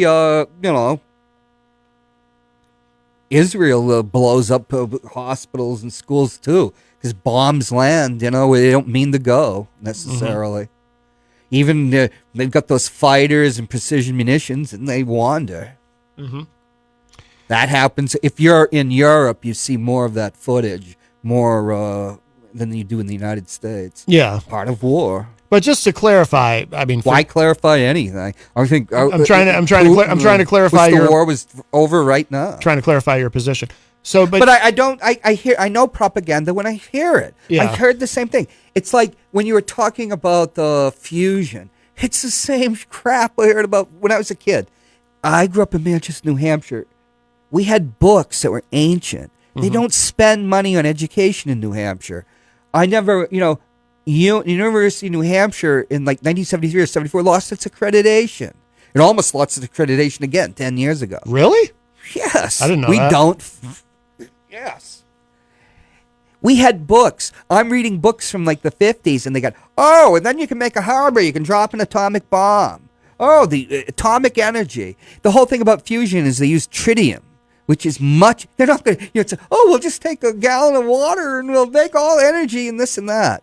It's a much more dangerous process than fission. But when I was talking about it on the show recently, clearly in everything that I was reading about it, it wasn't like, "Hey, this is here now." It was, but it is propaganda. Like we have figured out how to do this, and in decades, probably after we're all dead, the world might actually run on. It's this. always going to be decades, but it has all sorts of problems. Of course, that's the Lawrence Livermore Lab. My ex went to Berkeley. I took classes there. That's where the nuclear bombs are made. So when I hear that, I was trained by the Defense Intelligence Agency. I was also trained by Howard Zinn, too. And trained by other people. Howard Zinn from BU? To actually look into things. Lawrence Livermore, they're going to pour money into, our nuclear weapons. Remember, in the 1990s, the Chinese breached the Lawrence Livermore Lab and stole all the designs for our nuclear weapons, including the W-84, the most advanced nuclear weapon we had. I just wanted to clarify with you, though. So you're not justifying what anything Putin's doing. You're just saying No, the war is you're just saying illegal. you don't believe specifically propaganda about them targeting hospitals. Well, it's You're skeptical about that. And certainly there is a difference. There's a difference between that's a propaganda narrative. And then Ron's talking about what he saw on an infotainment show called 60 Minutes. And, I'm not putting Ron down because that's where he's getting his information. Yeah. But that's infotainment. They have 60 Minutes is not what it was in the 1960s when Morley Safer was in Vietnam reporting the truth, and they threatened to kill him, so they had to bring him back. He's the first host of 60 Minutes. Mm-hmm. I mean, it's just propaganda. Targeting, and then we have the children going to Poland. I'm thinking, what about here where it's nice that they can get care, but people in America can't. And I know somebody that couldn't, we know, that can't even get their insulin. Oh, yeah. Oh, absolutely, yeah. Well, it's like I was saying on the show recently, I support helping Ukraine, of course, but it is interesting that we have a bottomless pit of money to put toward that, but people in here are rationing their insulin, and when it comes to American healthcare, and of course the VA, that came up in the discussion too. VA the other is day. a horror. It's for some reason we just can't. We just never seem to have the money to take care of people. They spent $15 million building a new urgent care building there, even though it's only open 8 to 4. Even though under Trump we were allowed to go to an emergency room, we just have to call in within 3 days. So it was unnecessary, and the urgent care facility before was 24 hours. Mm-hmm. So they build this building, and my sister finally becomes a part of the VA, and her appointment is she can't go to it because yet another pipe burst in the old building. This was the second one in 1 month. They didn't use the money to refurbish. We're the only state, folks, that doesn't have a VA hospital. We lost that status a long time ago, and it's just a joke. You know that politically connected people made money off of building this building. We had Rob Azevedo said he used to live there, and it took forever to build the thing. Yeah. I mean, it's like when they built in Albany, New York in the 70s, they built this massive government center in downtown Albany after wiping out the black slums. And as the people would say, 3 trucks could drive in and 2 turn right around immediately, So what was supposed to be $5 million cost $1.5 billion, $1970. Oh, wow. So when you have the war in Ukraine, there's all sorts of reports. If you read European news, the corruption there is unabated. But that's just part of life. How much money was stolen during the Vietnam War? All the economic aid we sent to South Vietnam was stolen. There was huge black markets. It was theft. But think of all. As the head of Raytheon, which used to be here in New Hampshire, used to be a New Hampshire company, says, well, we're getting rid of all our old stock and we're going to have new orders coming in because they're the ones that build smart bombs. And you've got, what's his name? Leon Panetta, used to be my congressman, then head of the CIA. Then he was like a Secretary of Defense. He is on the news talking about how wonderful it is and how Ukraine needs the very bombs being made by Raytheon. Not telling people that he's on the board of Raytheon for hundreds of thousands of dollars. Right. So, well, if Ukrainians weren't white, people wouldn't be as into it as what's going on. And also European. And Russians are a traditional enemy for over 100 years. So I've already heard all this crap.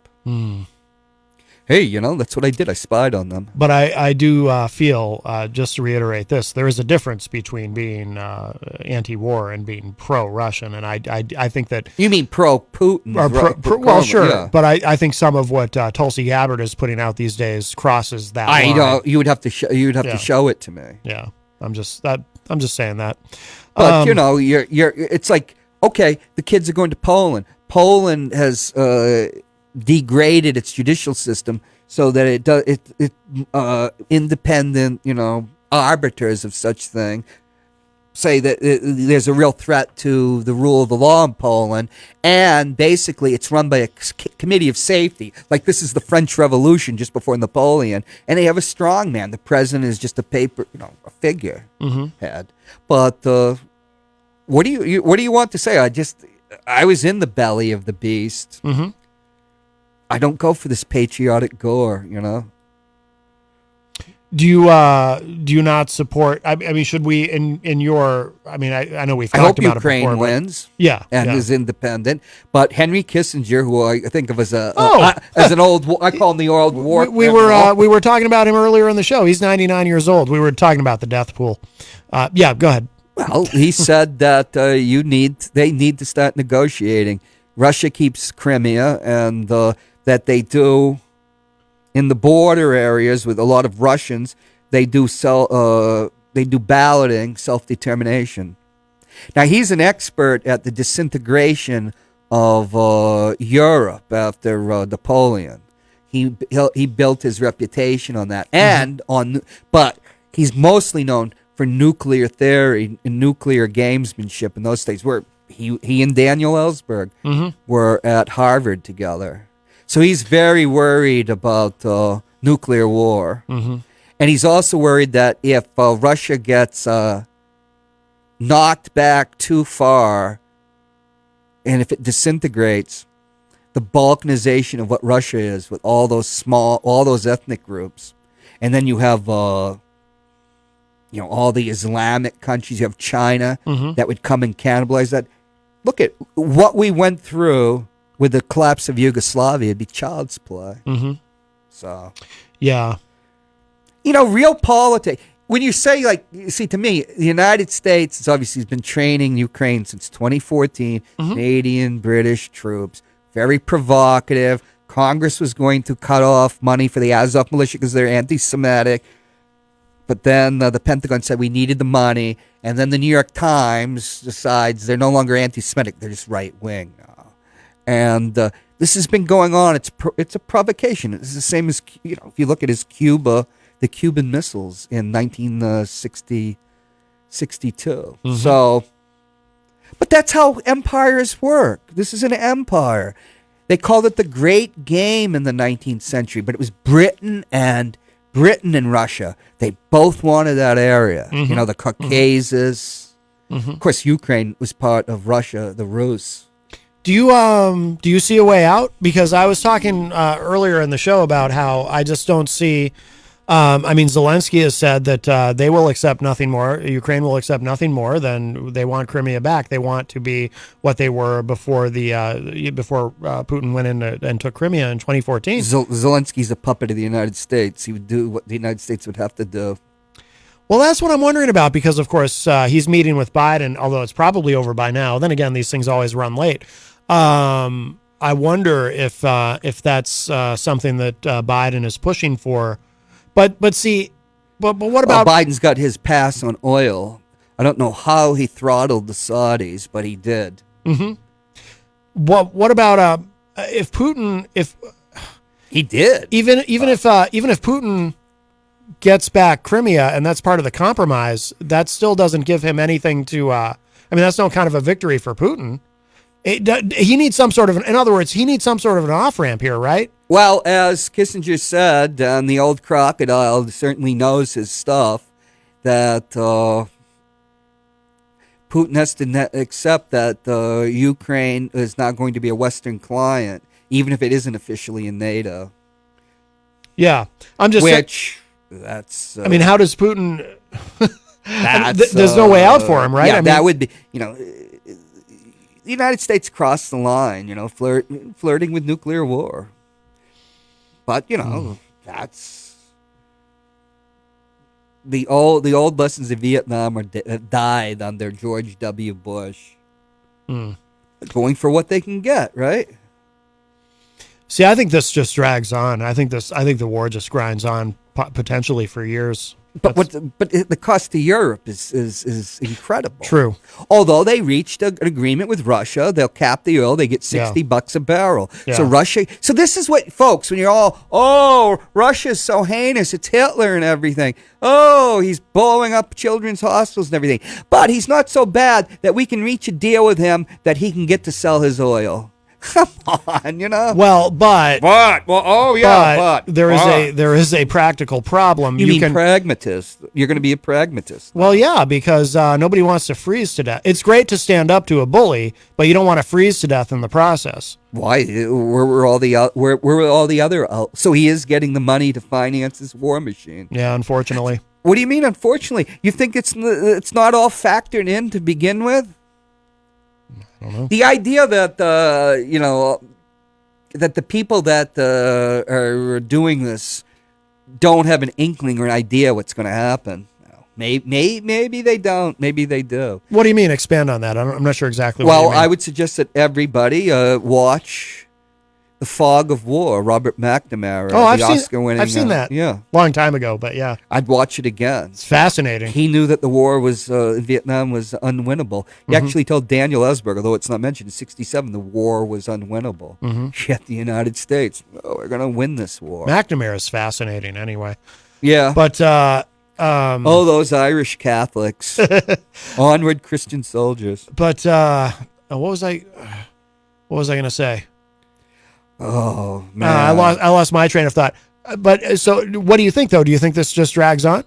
Oh, I know what I wanted to ask you. Let me ask you this. It could, because the Putin rose to power managing the Chechenian war, which is just a grinder. So here's what I'm wondering. I cannot figure out. And we've talked about this on the show, but the cost of this to the Russian economy, I can go online at any given moment and probably find within 60 seconds 10 different sources that will talk about how the Russian economy is just being battered and this has been so terrible for them. And then I can find another 10 sources that will talk about how actually the effect that this has had on the Russian economy through the sanctions and the embargoes and everything is negligible. And then I can probably find another 10 sources that'll suggest that the answer is somewhere in between. And I have no idea. You have to understand that I have a friend that tries to get her family out of a place that when they're talking about Putin using tactical nuclear weapons, is a place that we would destroy with our hydrogen bombs in a response. So she's trying to get her family out, and her family are basically, hey, it's 31 years since the USSR collapsed. It's another crisis, right? Yeah. I mean, when Russia had all the oil wealth, it wasn't going to the Russian people. It was going to the oligarchs. They were being robbed and screwed. After the USSR collapsed and under the Yeltsin, the Russian people were so impoverished, it was beyond belief. It was their standard of living dropped below that of the USSR. Then it came back. But all that tremendous oil wealth was stolen. I mean, this oligarchy. So these are people that are used to getting screwed, and their parents were screwed, their grandparents were screwed, their great-grandparents were screwed. They still got Lenin in his tomb in Moscow, you know? We've got, we have a call. I think my dad is on the line. Hello. Hello, guys. Is this a Pat Gray Unleashed show? No, I'm just kidding. I'll be brief, guys. Say hello to John and happy holidays to him and his family and friends. Yes. But just three areas, Matt, quickly. Well, one more. I wanted to shout out to Eric Filter and a great review of Bonnie and Clyde. That was wonderful. Yes. And Eric sent me some texts that were very meaningful about Southeast Asia and the connection with anti-heroes. Oh. So shout out to Eric.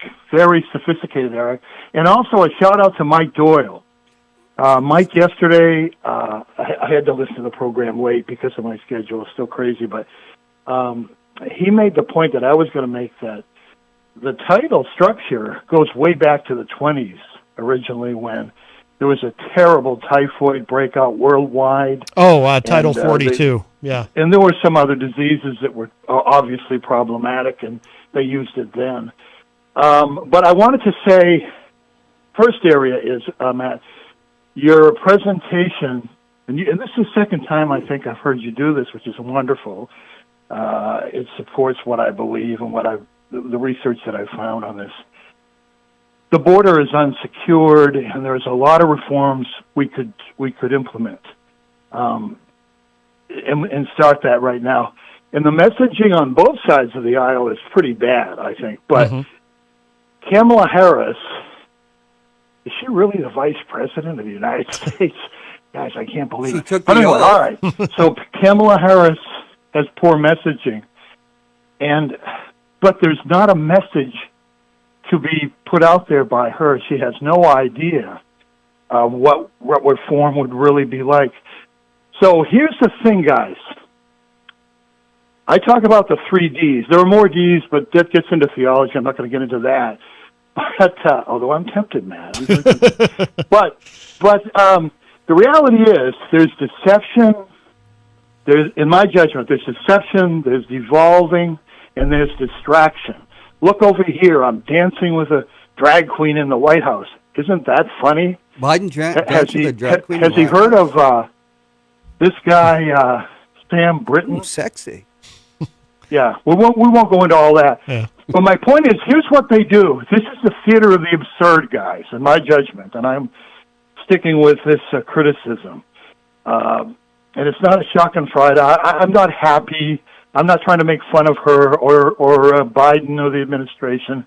No, they're garbage in terms of leadership, in my judgment, and values. But here's the thing. Yes, so the first point is, one, they say, no, there's no problem. What are you talking about? Look over here. Look at this distraction, that distraction. There's no problem here. So, subsequently, compelling evidence comes out and says, oh, yes, there is a problem at the border. It's unsecured. It's not closed. Fentanyl is killing us in America. Chinese are involved, and many other nationalities and terrorists are involved. Yes, there are some good people trying to escape evil in their countries. I get it, but we can only do so much. That's a strong point in my judgment. Let's take care of the veterans in America first, and the poor people here first, and then we'll see what we can do. Because if we're in a boat that only takes 6 people, and we say, "Come on in, 20 more," we're all going to drown. You see what I'm saying? Yeah. All right, so that's number one. So then they say, "Oh wow," and you hit this, Matt, beautifully yesterday in a very balanced, logical, and articulate manner and context. The second point they try to use is, well, it's their fault. It's not our fault. Okay, there's trouble at the board, but it's the Republicans. They're holding things up. They won't. We know they won't fund what we want. Well, what do you want? I don't know. There's no. You pointed that out well, Matt. There's no answer there. Yeah. She has no plan. Biden has no plan. Marcus, what his name is, has no plan. And they continue to lie. So then they say, the third thing is, here we go. You ready for this one, guys? Yeah. Hey, inflation's good. A little recession is good. Open borders are good because we believe in immigration. They don't say, we believe in legal immigration with a structure. And that structure is rigorous for a purpose. We want assimilation. We want e pluribus unum, in America. So you exposed that well, Matt. And it's deception. You did. It's devolving into lack of reason and immorality and moral chaos, in my judgment. I could give you examples. I won't go into all that. And finally, distraction. They love to use distraction. So thank you for... I know it's hard for you because you lean to the left, Matt. Yeah. And I'm a center-right guy. I want to say something quickly about Mike Doyle's point. I don't think that 3 presidents at once... It sounds cool, but I don't think that would work. However, if you remember, what I have maintained, I came up with myself many years ago was, not to put any roses on me, but a one-term presidency. Like the Matt, Confederacy. remember this, where you'd have, okay, you won the election. I'm not sure Biden did, but that's another story. But you won the election officially 6 years. As Mike was saying yesterday, and John mentioned this too, and you have, it's Matt. The Confederacy. Work for us. Work for the people. Right. Work for the veterans. Right. There are many homeless veterans, and with my 401k going down, now I could be one easily too. And the VA is improved under Trump, but it's got a long way to go, in my judgment. Does that make sense, guys? You see what I'm saying? We don't have time to debate all that, I realize. Yeah, I think, John, I want to clarify something for John. So what Dad was talking about with Mike Doyle had, and You want to throw all the Mexicans out? No. Mike brought up yesterday on his call into the show, and I think I remember him mentioning this once before. Just an idea that he had. I mean, obviously it's never going to happen, but he had an idea for kind of like a tri-presidency. That was Franklin's idea. Was When did a troika ever work? Well, that's the thing. Napoleon was the head of one, that's and he a good becomes point, it. John. Julius Caesar was the head of a triumvir. Guess who wins out? Yeah. Those things don't That's work. right. Kalinin was the only one that lasted. Joseph Stalin. Stalin, after Lenin died, was one of a handful. And every one of them that was he murdered every one of them. Yeah, it's an interesting idea, but probably not practical. It was discussed. Brent Franklin brought it up, and it was dismissed. Really? Yeah. But the president was never meant to be a king. Mm. It was never meant to have the power that they do. Right. I would say, not to interrupt you, John, but I agree with you there. You should interrupt That's me. a good insight, too, to reflect on. But I was thinking of Alex Whiteley, and I know Alex, he has a good heart, I can tell, in social justice, economic justice. Yeah. He leans to the left, I can tell that, too. Yeah. But I just wanted to say, when Alex calls in, though, I don't understand how he speaks. Can't he just speak normal Queen's English? Maybe he's from... you guys get it. I thought I'd throw you a little bit of curve there. But listen, I love Queen Victoria. You understand what I'm saying? I think so. She's still in, isn't she? I heard about this guy, King Charles, trying to overthrow Victoria. I don't think that's going to happen, guys. I don't think that will transpire. No, I'm kidding. So finally, I just want to make a couple of recommendations for organizations that I belong to. That John Birch Society. Just so good NRA. For everybody to take a look at. You may disagree with some of the things that but one is the Foundation for Economic Education. Okay. Number one. Fee. Number two, I just go through them, guys. Yeah. And hopefully your audience is taking notes. Miss La Liberty, I'm sure, is taking notes. Isn't that a great name? Miss La Liberty. All right. That is. So the second one is the Frederick Douglass Foundation, and that has a great pastor, an African American scholar, Dean Nelson. I always want to say Don Nelson. Pastor Nelson, and it's just. Let me see. Should we do two more? Yeah. The Forum on Women's. Dad, Julia. You're cutting in and out. You're cutting in and out a little bit. Wait a minute. Okay. The Foundation for Women, the Independent Foundation for Women's Issues. Okay. Dr. Julie Gunlock. A great last name there. Yeah. And finally, there's the Institute for Immigration Research and Education, and that's done by Dr. Mark Pecorian. Okay. Check those out. Google them. Now, and I just wanted to recommend, I love to read, as you know. I'm a voracious reader. Yes. I don't always remember what I read necessarily, but three really relevant, timely books that are written by balanced people for sure and scholars. Okay. So one is called Rediscovering America by Dr. Scott Powell. Okay. It's really and it's a short read. It's like 250 pages, Matt. Yeah. The other one is a little more. A second one is a little more theological and philosophical. It's by the great scholar and theologian Rabbi Jonathan Cahn. It's called The Return of the Gods, and it's not like it's not about aliens. Well, that disappoints. Depends on how you look at aliens, I suppose. Mm-hmm. Jesus was an astronaut. The third one is by cosmonaut William McBranch, and it's called The Fall of the FBI. I haven't read that one yet, but I've ordered it. Oh, sounds like it's a little loaded there, huh? Oh, it is loaded, John, but it is realistic. And, we're becoming a banana republic in some ways. Funny how an organization that's so right-wing is hated by so many right-wingers. Yeah. Well, I'm center-right, John, and I'll defend that and debate you anytime on that. Although I know all about the FBI. Listen, another thing I wanted to mention, because I want to wish Happy Hanukkah to all my Jewish friends and colleagues, and Jenny, and that was a great post Jenny had the other day on Facebook, guys, with the bread. Oh my God, Yes. that looks so great. Your grandmother, my mom was a great baker, and your great grandmother too. That's a great tradition. She celebrated the 100th. Got to watch the sweets. No. Got to watch the white flour and sugar. I realize that. Yeah. But I wanted to point out too that Jonathan Cahn, Rabbi Jonathan Cahn, comes from a great tradition. Martin Buber, I and Thou, his greatest work, a great Jewish philosopher and teacher. And so get this one. Rabbi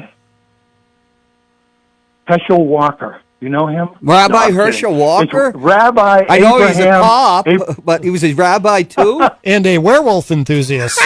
And he had multiple personality disorder 15 years ago. Maybe that's why he's Jewish. there's positive spirituality, guys, Yes. and there's dark spirituality, and both are real. Both are real. Mm-hmm, So no, I'm kidding, but Rabbi Abraham Heschel, one of my heroes, a good friend professionally of Martin Luther King, another one of my heroes, Matt knows, and he knew the family well too.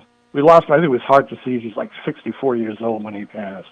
And I met years ago. I met Star Parker and Elvita King, who is the niece of Dr. Martin Luther King, at a conference in Boston, and they really speak out well on women's issues.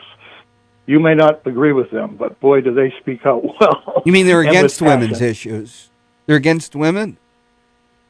They are for women, and I am for women, all women, from womb to tomb.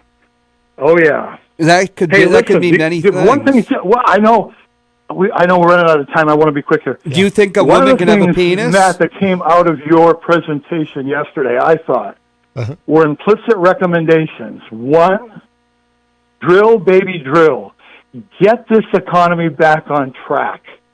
We have more oil and gas reserves. We could help the whole world, not only America, and veterans and people and families. Nobody's And ever going to help secondly- veterans.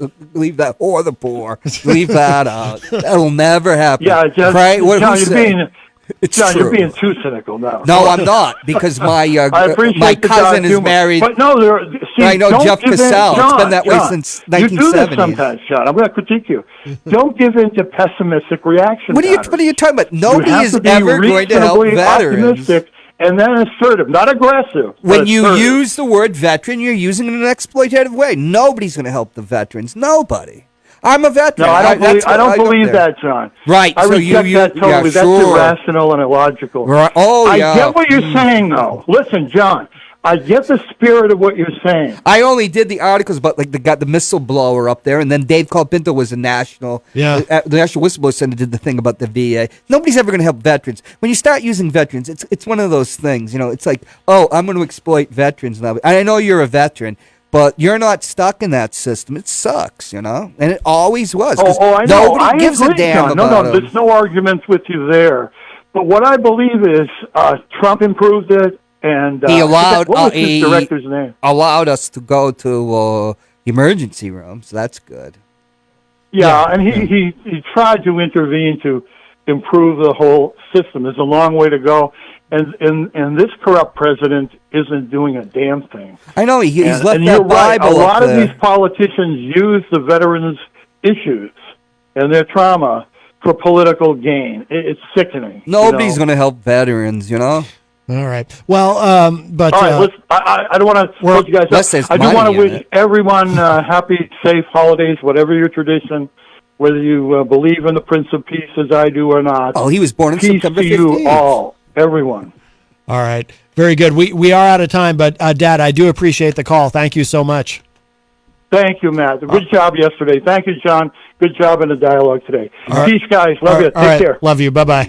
I have nothing against Jesus to celebrate his birthday, but let's do it on his birthday, September 15th, which is my sister's birthday. Oh, wow. Well, that's very why nice. I can remember it. Very nice. All right, we do have to go. We are out of time, but John, thank you so Ooh. much. And your show will be up on YouTube later. Your show from today. You had If Eric, I feel like you had it. Eric Pilcher on. That's right. We reviewed the Michael Mann's classic 1981 film Thief, starring Jimmy Kahn. Oh, very good, very good. And Texas Mike, anything to plug? Oh, yes, No. you do have something. You're going to be Your with girlfriends? us. You're going to be, whoa, that's for the other show. You're going to be with us Friday night on Retro Spectrum Radio with Paulie C. Yes, I will. Oh, you set the record then, right? 3 times? Oh, he probably has. Yeah. Or 4.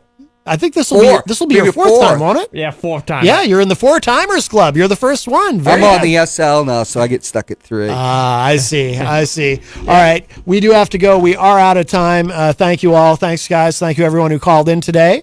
And if you missed any part of today's show, it will be up in just a little bit at WMNHradio.org and at my website, mattconnerton.com. And I will talk to y'all a little bit later. We'll leave you with whatever John's on. Not only is this his theme music, but I like to close the show with it too. A little bit of The Clash. And that's it for us for now. Talk to y'all a little bit later. Bye, everybody.